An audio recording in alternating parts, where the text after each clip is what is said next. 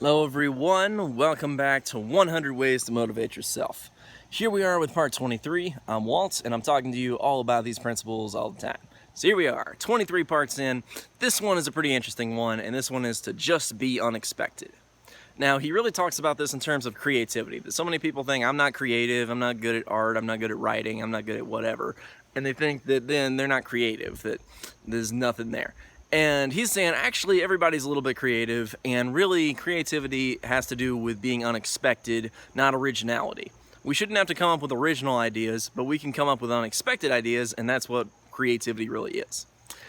And so this one's a little bit interesting because it seems like creativity has this originality. There's a whole patent system to stop other people from making money off your ideas, all that kind of stuff over and over and over and over again.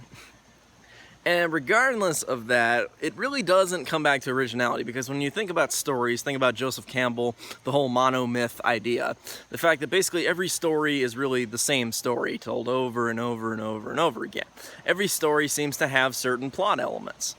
And so, really, a lot of people are just reshaping the small details. And so many stories are not actually original. They're just stitching together old ideas, they're stitching together slight amounts of originality. But so many stories are just told over and over and over again, but they seem new because they're unexpected. They're unexpected twists, all these kind of things, and that makes people think they're really creative. So if you want to be creative, the idea is basically be unexpected.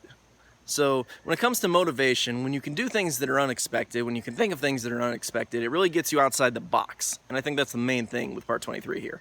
But that's basically it. When you're unexpected, you feel creative and you can be outside the box, you can do a better job. That's about it for part 23. So yeah, short one, I guess. I'll see you guys next time with the next video. So stay tuned. I'll see you then.